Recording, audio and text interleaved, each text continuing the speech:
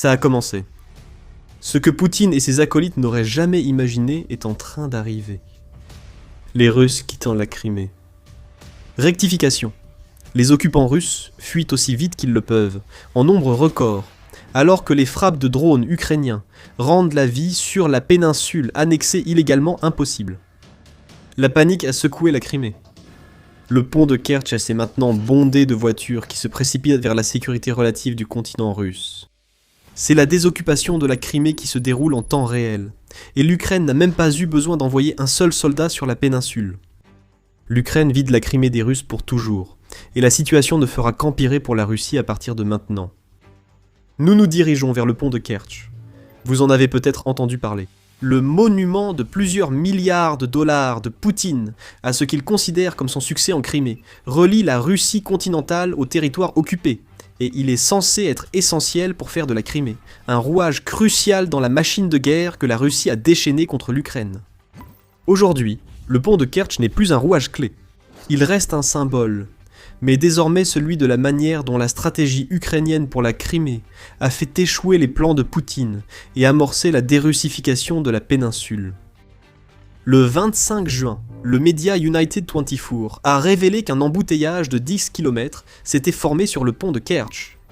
Cette file massive de véhicules s'étend du poste de contrôle contrôlé par les Russes sur le pont jusqu'au village d'Ivanivka, et elle est remplie d'environ 1500 véhicules civils qui essaient tous de faire exactement la même chose, quitter la Crimée au plus vite.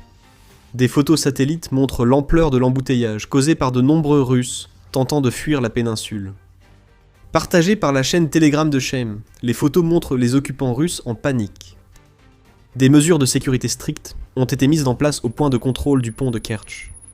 Les occupants russes en Crimée écrivent activement sur les réseaux sociaux à propos de leur intention de partir, alors que les frappes ukrainiennes martèlent à la fois la péninsule et toutes les routes logistiques menant en Crimée. Même ceux qui tentent d'accéder au pont de Kertch, la circulation est souvent suspendue à cause des menaces de missiles et drones ukrainiens, donc personne n'est à l'abri. C'est la réalité à laquelle les occupants de la Crimée sont désormais confrontés, et tout ce qu'ils peuvent faire, c'est fuir. Et ce n'est pas comme si on voyait des embouteillages des deux côtés du pont non plus. De l'autre côté, la file de voitures cherchant à entrer en Crimée est environ 3 fois moins longue que celle de ceux qui essaient d'en sortir. Si nous étions complotistes, nous dirions que la Russie tente activement d'empêcher les occupants de quitter la Crimée. Cet argument pourrait même être appuyé par le rapport du 26 juin de la Pravda, selon lequel les autorités russes ont fermé le pont de Kertch à partir de 23h51, le 25 juin jusqu'à 6h14. Le 26 juin, ce qui a contribué à un énorme embouteillage et a entraîné des temps d'attente de plus de 4 heures du côté criméen du pont. C'est comme si la Russie pensait qu'en fermant le pont pendant des heures, elle dissuaderait les fuyards et préserverait l'illusion que tout va bien sur la péninsule. Mais cette illusion a été brisée depuis longtemps, et les photos satellites révèlent la vraie histoire. Au 26 juin, New Voice of Ukraine rapportait que la file atteignait 15 km. Un événement ayant sans doute poussé de nombreux occupants à décider qu'il était temps de partir. Le 25 juin, l'Ukraine a déclenché un véritable enfer de frappes en Crimée, touchant 38 cibles dont des systèmes de défense aérienne, un dépôt de pétrole dans la région de Jankoï, et surtout une centrale thermique à Simferopol, ainsi que des sous-stations électriques dans cette localité, et à Sébastopol. La Crimée est actuellement en état d'urgence, au sens propre comme figuré. Un état d'urgence régional a été déclaré le 26 juin à Sébastopol à la suite de la frappe de drones ukrainienne, ce qui en dit long sur l'état de l'occupation russe, dans cette ville qui abritait autrefois la flotte de la mer Noire, avant que les drones et missiles ukrainiens ne les forcent à se retirer.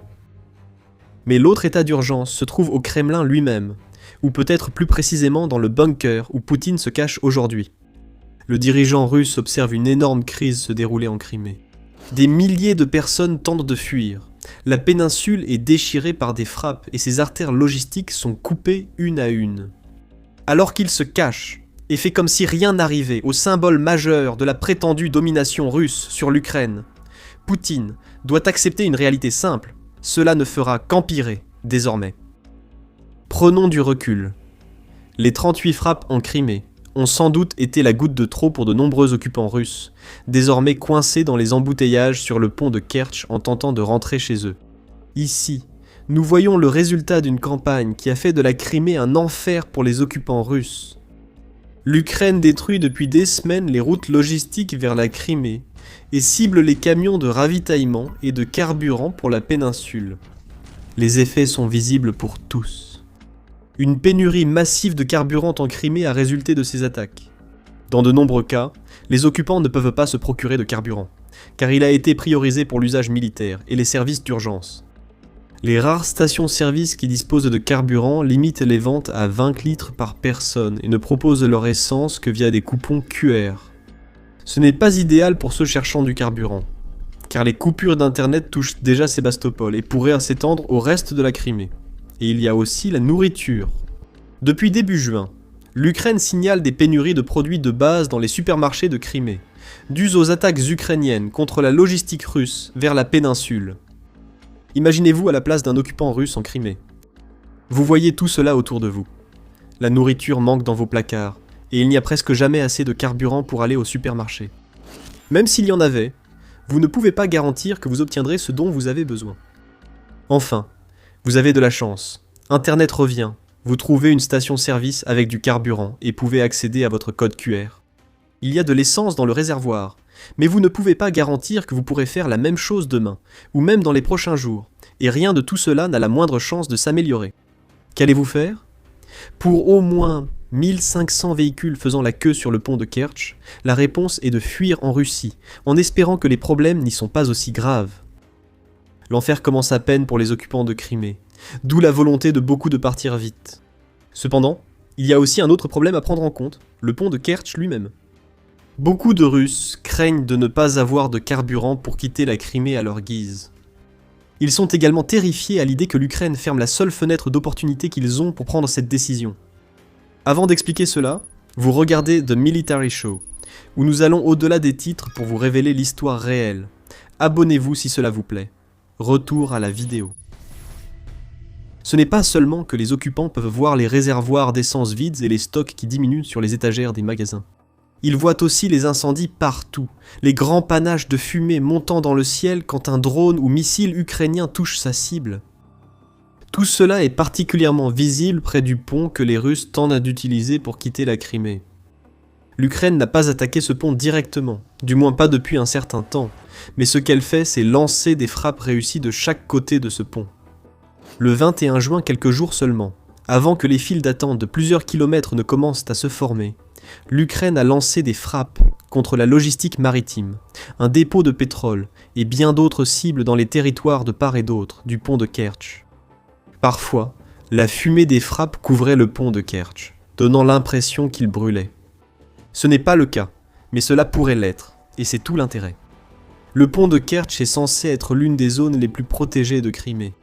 Nous avons vu ses défenses lors des frappes de l'Ukraine. Outre les défenses aériennes, des écrans de fumée trompent les drones ukrainiens. Des chaînes de barges bloquent les drones maritimes pour protéger les piliers du pont. Des travaux sont en cours pendant que nous parlons pour créer des barrières dans les eaux autour du pont de Kertch, afin d'arrêter ces mêmes drones maritimes. Malgré toutes ces défenses, l'Ukraine parvient encore à frapper la région du pont de Kertch. Ces frappes envoient un message clair compris par les occupants en fuite. Les défenses sont inutiles. Les drones et missiles ukrainiens peuvent atteindre le pont de Kertch. Des cibles de valeur sont éliminées de chaque côté du pont, et il se pourrait que ce ne soit qu'une question de temps avant que l'Ukraine ne décide de faire du pont lui-même une cible. Partez tant que vous le pouvez. L'Ukraine peut paralyser le pont quand elle le souhaite, et cela signifiera que vous ne pourrez jamais vous échapper. Comme pour renforcer ce message, l'Ukraine fait preuve de créativité dans la façon dont elle envoie ses avertissements. Dans la nuit du 3 juin, des photos satellites des défenses du pont de Kertch sont apparues. C'est un message en soi. Le simple fait que ces photos existent et qu'elles soient dans le domaine public est une façon pour l'Ukraine de dire aux occupants qu'elle sait exactement ce que la Russie essaie de faire pour défendre le pont. L'Ukraine a également pris des photos rapprochées du pont de Kertch, sous plusieurs angles, à l'aide de drones de reconnaissance, prouvant une fois de plus que les armes que la Russie veut faire croire aux occupants de la Crimée qu'elles seront détruites par la défense aérienne peuvent en réalité pénétrer et opérer en toute impunité. Aujourd'hui, il s'agit de photos, mais demain, l'Ukraine pourrait envoyer des drones explosifs pour rendre le pont inutilisable, isolant totalement ceux qui voudraient fuir sur une péninsule devenue invivable. La Crimée est isolée. Les occupants le voient et savent que l'Ukraine peut couper leur principale voie de fuite, alors ils tentent de partir tant qu'ils le peuvent. La file d'attente des civils qui essaient de quitter la Crimée est déjà un problème de taille pour Poutine. Cela montre que le plus grand symbole de la domination russe sur l'Ukraine est en train de s'effondrer. Mais derrière ce problème se pose une question plus grave. Tout cela se produit grâce à un coup de génie stratégique de l'Ukraine, qui a transformé le siège classique en un outil de guerre moderne grâce à ses drones. L'Ukraine fait ce que l'on pensait autrefois impossible. Un pays sans véritable marine bloque la Crimée, et il le fait sans avoir à mettre en danger aucun de ses soldats. Une pression inédite s'exerce sur les occupants de la Crimée, au point que l'Ukraine pourrait à terme y entrer et la reprendre. L'Ukraine a été patiente, menant une stratégie d'attrition implacable depuis des mois, voire des années. Aujourd'hui, ces efforts commencent à porter leurs fruits en Crimée. La stratégie d'isolement est ce qui a préparé le terrain pour tout ce que nous voyons aujourd'hui.